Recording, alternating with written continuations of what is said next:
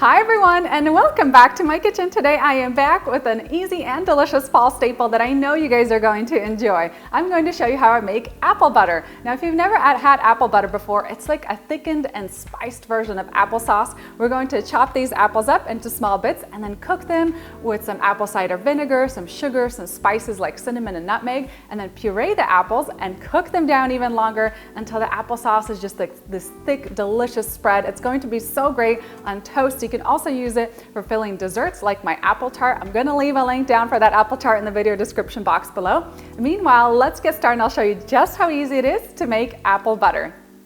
And I'm going to start my apple butter recipe off with the apples. So today I'm going to be using 5 extra large Granny Smith apples. It's about 3 pounds of apples. You can use a large variety of apples. These are just really crispy and have a little bit of tartness to them. These are my husband's favorite apples, so I know that he's going to love this apple butter. So what we're going to do is you can either peel the apples or leave the peel on, but we do want to get rid of the core. So I'm just going to cut around the core.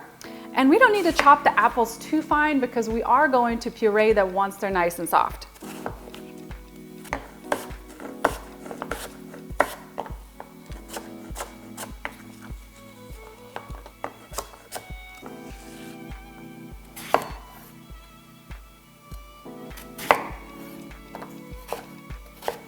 And I'm going to transfer my chopped apples into a cast iron pan.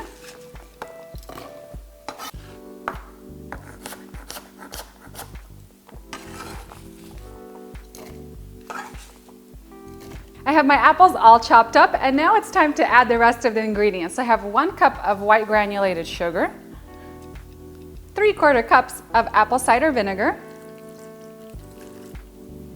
half a cup of water,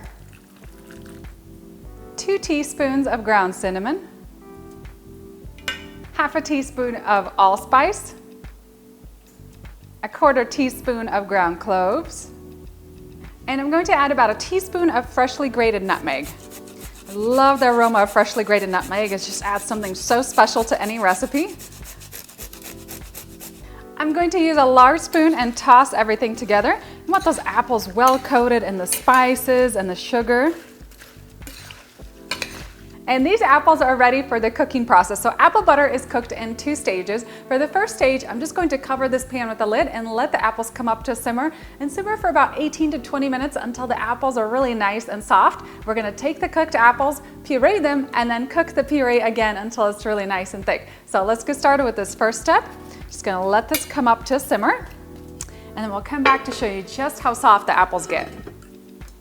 All right, I've simmered my apples for about 20 minutes now, and I like to keep the pan closed because these apples cook really fast. See, they're just falling apart now. These are gonna be so perfect. So now I'm going to remove this from the heat, and we're gonna transfer the apples into a blender. And for this step, you can either use a blender or a food processor. You can even use an immersion blender.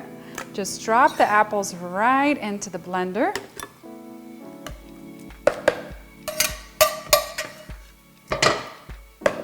I'm going to pulse the apples for a few minutes until a fine puree forms.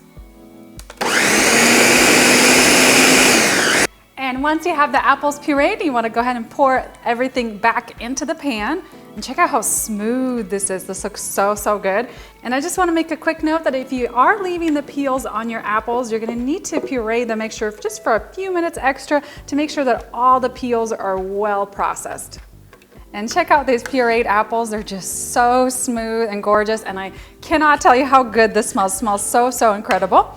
And this apple puree is ready for cooking stage number 2. This is the exciting part where it becomes the apple butter. So I'm going to bring this mixture back up to a simmer, but this time over very low heat. You want to keep it simmering over very low heat for a good 30 to 40 minutes until the apple puree reduces and becomes a thick spread. So you want to stir this occasionally as it cooks, just so it doesn't get stuck to the bottom of the pan, and then we'll come back to show you what it looks like at the end.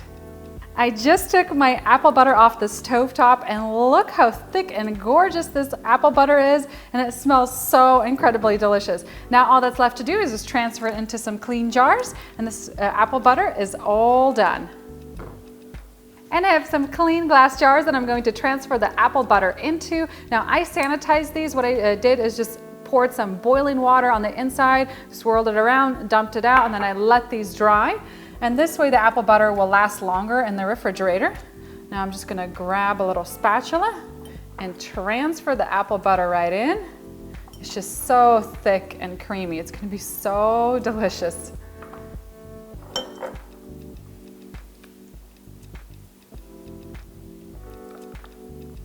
I'm going to clean up the edges of my jars with a clean paper towel, just so I don't have anything on the actual lid. And then just add a little lid, screw lid on top, and this is ready to go into the refrigerator.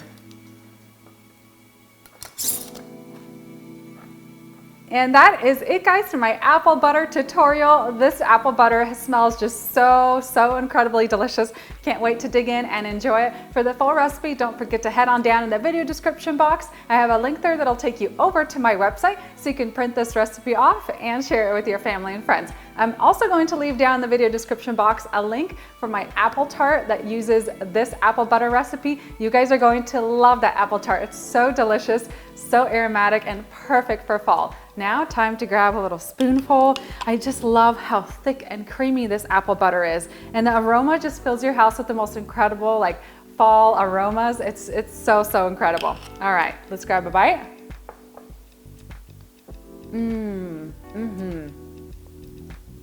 Just wow, so smooth.